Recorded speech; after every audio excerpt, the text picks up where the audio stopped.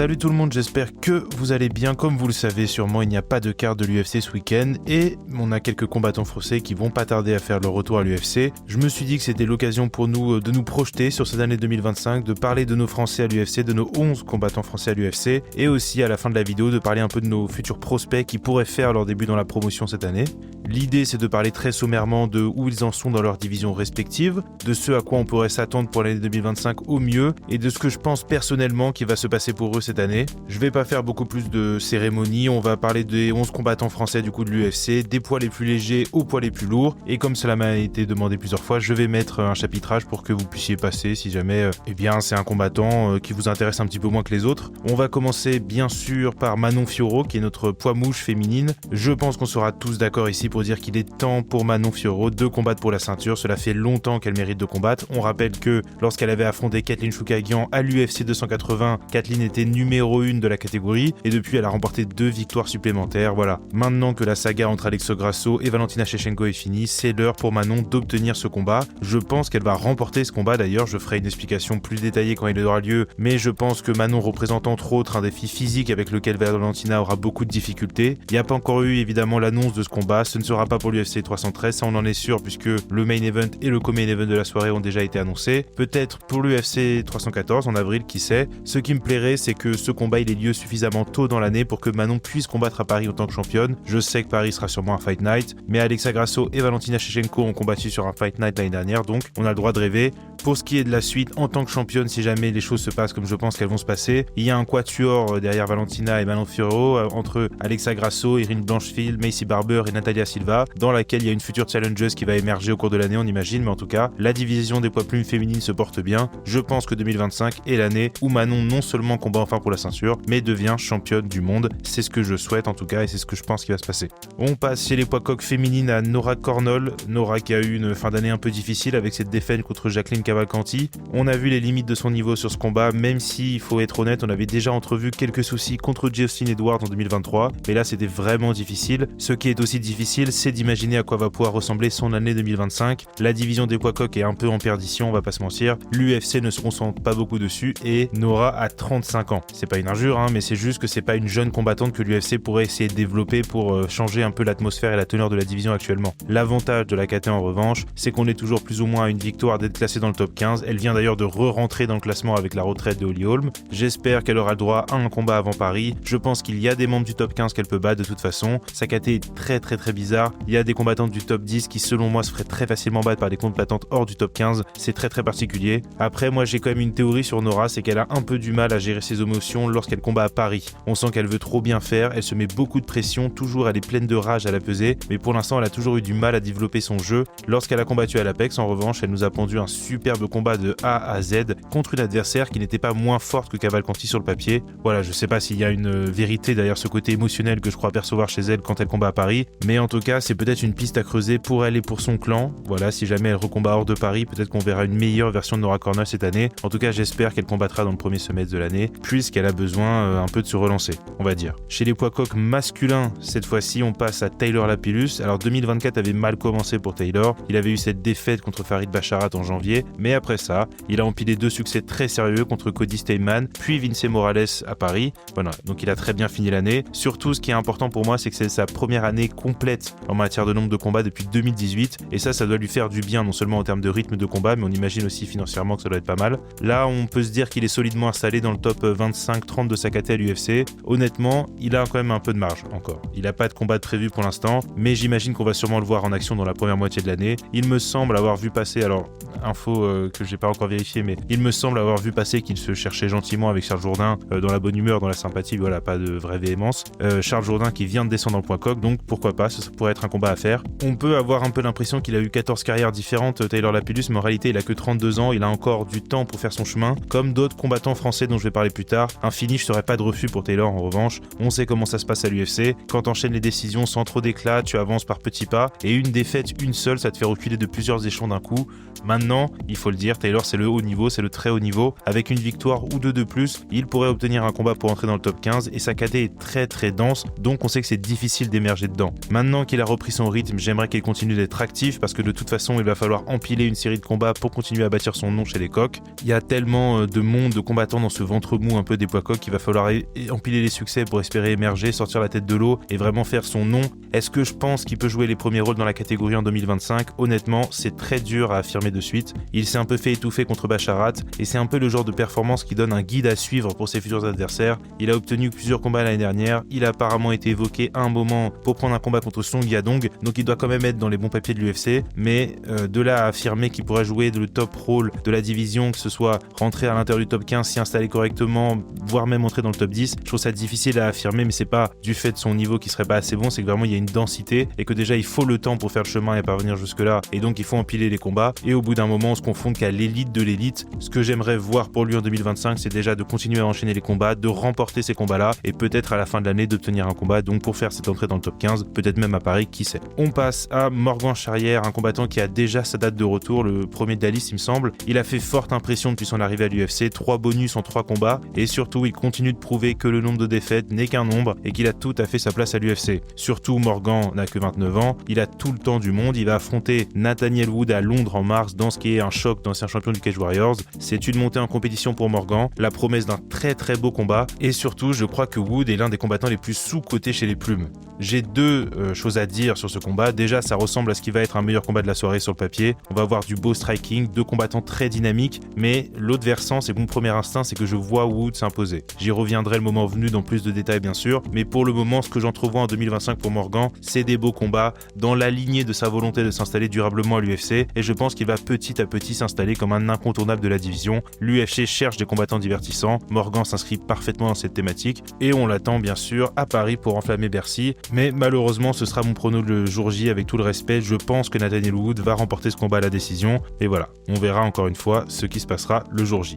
On passe à un autre combattant qui a déjà sa date de retour chez les poids plumes, William Gomis, qui va faire son prochain combat le 1er mars à l'Apex contre le jeune invaincu Ider Hamil. Je pense que William va une nouvelle fois s'imposer d'ailleurs, il est toujours invaincu à l'UFC, il sort d'une année particulière, il a dû annuler 2 combats cette année en février suite à un décès malheureux dans sa famille, et en mai à l'UFC 310 avec toutes ces complications liées à son cutting, c'était au Brésil on s'en rappelle. Après cette période très compliquée, il est revenu avec sa plus grosse victoire en carrière contre Joe Anderson Brito à Paris, et il a surpris beaucoup de gens, dont moi, en s'imposant contre ce qui était considéré comme un très gros prospect de la KT. Il est donc sur une fiche parfaite depuis son passage à l'UFC, mais il faut le dire, ça manque un peu de finish et ça manque globalement de coups d'éclat. Ça lui fait défaut pour l'instant, il combat très tactique et à chaque fois ça passe même si on sent que c'est pas très loin de casser. Il affronte un mec très agressif en mars, donc j'espère que ce sera l'occasion pour lui de peut-être montrer autre chose, mais encore une fois, il a 27 ans, il est invaincu à l'UFC, c'est difficile d'avoir un regard trop critique sur ce qu'il propose pour l'instant, mais encore une fois, l'UFC on sait comment ça marche. Si tu veux pas prendre la route Arnold Allen a galéré pendant 8 ans littéralement pour obtenir un gros combat puis redescendre de 4 étages quand tu le perds, il faut commencer à empiler les finishes et proposer quelque chose de plus divertissant. C'est ce qu'on lui souhaite bien sûr, mais j'ai le sentiment qu'on va encore voir du William Gomis dans le texte en mars. S'il finit l'année avec une série de 6 ou 7 victoires en revanche, il faudra commencer à parler sérieusement. J'ai peur qu'au bout d'un moment dans l'année, on lui propose un adversaire qui soit d'un calibre trop important et que quand il perd ce combat ou s'il perd ce combat, il redescende très bas dans les échelons, toute proportion gardée bien sûr, mais j'ai peur qu'il ait besoin de nouveau d'empiler les 2, 3, 4 succès, et c'est un petit jeu dangereux ça encore une fois, puisque si tu perds, et bah tu redescends à chaque fois énormément.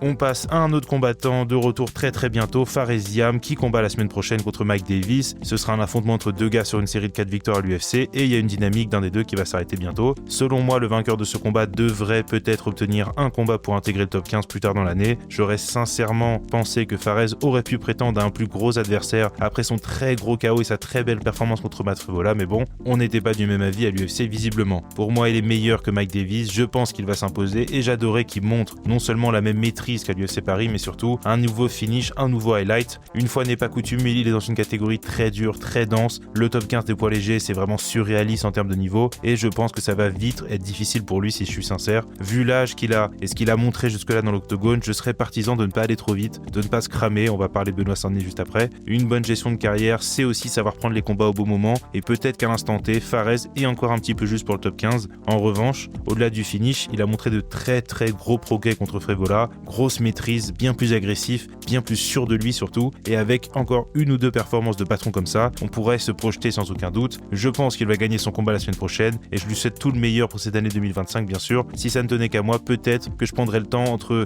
cette victoire, celle d'Aliola et Paris pour consolider ses acquis et revenir peut-être avec un plus gros combat au lieu d'enchaîner trop vite et peut-être se brûler les ailes et d'affronter quelqu'un de trop costaud trop tôt. On passe passe à Benoît Saint-Denis. L'année 2024 de Benoît Saint-Denis a été très très difficile. 2 défaites cuisantes, une séparation publique et houleuse avec Daniel Warin, la faillite de son coin à l'UFC Paris et plus globalement une mise en lumière des lacunes de son style de combat. Donc voilà, pas simple pour 2024 pour lui. En 2025, en revanche, il va tout changer. Il rejoint Nicolas Haute, le coach de Nassourdine Imavov notamment, ce qui est une très bonne décision selon moi. Il doit regrouper, recomposer, réapprendre certaines choses et retrouver sa confiance en lui qui doit être un petit peu atteinte après cette dure année. Si ça ne tenait qu'à moi, encore une fois, il ne combattrait pas jusqu'à l'UFC Paris. Après voilà, c'est simple à dire pour moi, il y a quand même des circonstances financières à prendre en compte, j'imagine. Et puis l'UFC n'est pas toujours conciliant et surtout Benoît n'est pas du genre à rester sur le banc de touche, donc j'ai du mal à croire qu'il soit en pause jusqu'à septembre, mais il a quand même pris beaucoup de dégâts l'année dernière et il faudrait qu'il laisse à son corps le temps de se reconstruire correctement. Pour ce qui est de son retour, j'espère un combat un petit peu moins médiatisé pour lui. Pas le main event de la soirée, pas une carte d'un gros pay-per-view, plutôt un combat sur la carte principale d'un UFC Fight Night contre un adversaire à sa portée. L'idée au mieux serait de lui laisser le temps d'être à 100% dans son combat, de pas être happé à droite à gauche parce que il s'est passé beaucoup de choses en 2024 autour de lui médiatiquement et je pense que ça a dû jouer un peu sur sa performance quand même. Actuellement, il est 14e du classement des poids légers, c'est pas indécent de dire et d'imaginer qu'il sera peut-être sorti du top 15 lors de sa prochaine apparition. Ça lui permet aussi de pas obligatoirement prendre un autre mec classé ou un gars hyper virulent en pleine ascension, donc voilà, c'est peut-être un mal pour un bien au final. Bref, hâte de voir ce que va donner cette association avec Nicolas Haute, hâte de voir quelle version de Benoît on va voir à son retour et hâte de voir dans combien de temps se fera ce fameux retour. Un seul combat en 2025, ce serait mon souhait à titre personnel, mais bon, encore une fois, ça ne dépend pas de moi. On monte encore d'une KT chez les poids welter, on pense à Kevin Jousset qui sera de retour lors de l'UFC 312 sur cette odieuse carte australienne. Combat de relance pour Kevin qui affronte Jonathan Mikalev. Évidemment, Kevin sort d'une grosse défaite contre Brian Battle qui est un gars très dur et là il y a quand même une baisse de niveau d'opposition sur le papier. D'ailleurs, c'est un combat entre 2 anciens champions des poids welter du HEX qui est une ligue de la scène régionale australienne. Jousset va gagner je pense. Beaucoup de Français vainqueurs selon moi dans cette vidéo, mais je jure que c'est pas que par pur chauvinisme. Pour 2025, j'aimerais le voir à la relance, 2 ou 3 combats peut-être contre des mecs un peu moins difficiles que Battle, prendre le temps de se construire. Aussi, j'aimerais voir des progrès techniques dans son système défensif sur les pieds d'abord, plus de mouvements de tête, moins de mains basses, et en striking, j'aimerais qu'il soit un peu moins rigide sur ses frappes, plus détendu d'une manière générale. Je pense qu'il avait beaucoup de pression à Paris, ça s'est senti selon moi. Là, c'est sa deuxième maison en Australie, mais il sera sûrement un peu moins attendu quand même. Le public français, c'est particulier, on le sait. Ça va être une année de transition pour Kevin, il faut qu'il s'installe dans sa catégorie et ça passe par une victoire le 8 février et d'autres dans l'année, c'est ce qu'on lui souhaite en tout cas.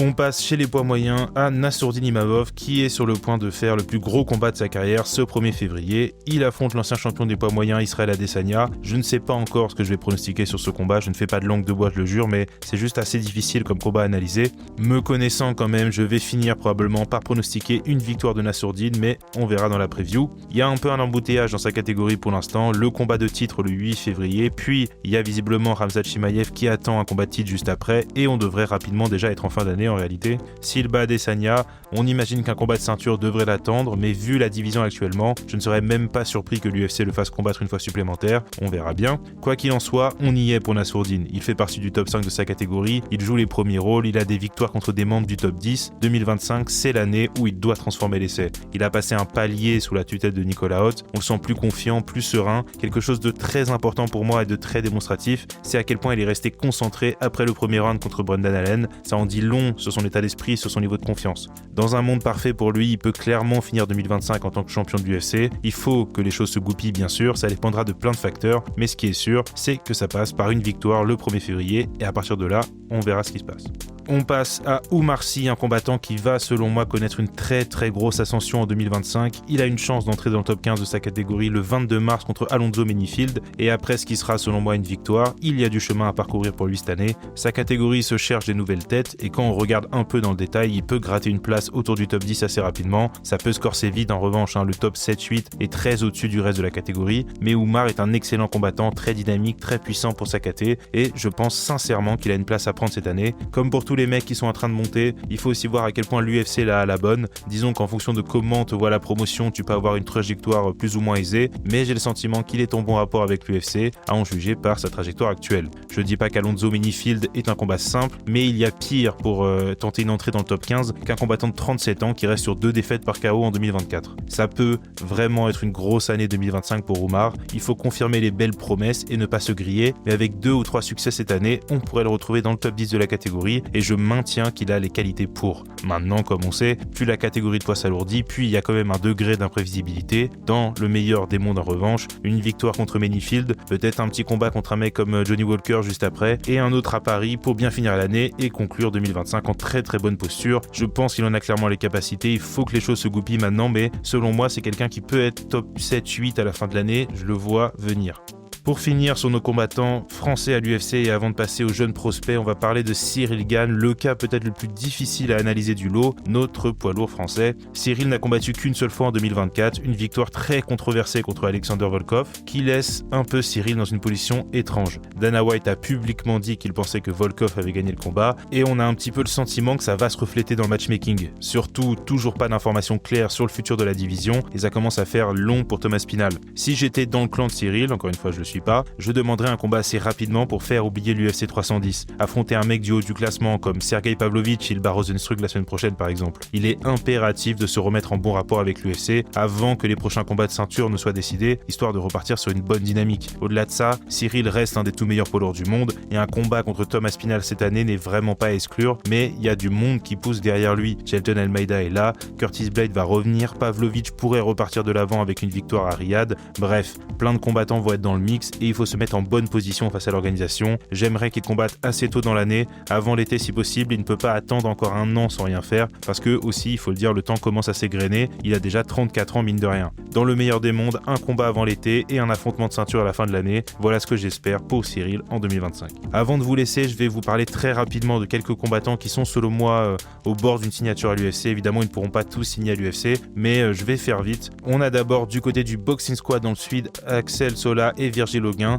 2 champions d'Ares, 2 gars invaincus. Virgil a d'ailleurs apparemment failli participer au Contender Series l'année dernière, donc on sait qu'ils sont tout proches. Ce sont mes 2 favoris d'ailleurs pour une entrée à l'UFC en 2025, même si on sait que les places sont de plus en plus chères. Côté poids mouche, on a Michael Adjarouj et Nicolas Lublon qui sont tous les deux sur des grosses séries de victoires aussi. C'est la dernière catégorie où il nous manque des gars d'ailleurs, et je ne serais pas surpris d'en voir l'un des deux signer. Honnêtement, ils ont tous les deux le niveau pour faire de belles choses, mais en termes de signature, avantage peut-être à Nicolas Lublon qui combat au Cage Warriors, et on sait qu'il y a une passerelle vers l'UFC, même si elle s'est un petit peu amincie avec le temps. Je pense aussi à Amin Ayoub qui n'était pas loin de signer il y a quelques temps, et ça ne s'était pas fait pour des raisons extrasportives. Il avait voulu combattre à Nantes au Brave, on s'en rappelle, puis Ares l'avait bloqué parce qu'il était encore en contrat chez eux. Bref, c'était tout un bordel, mais depuis il a remporté 2 combats à l'Ares. Il va combattre à l'Hexagone à Nantes cette année, et en cas de victoire, qui sait s'il ne va pas recevoir un petit coup de fil de la part de l'UFC.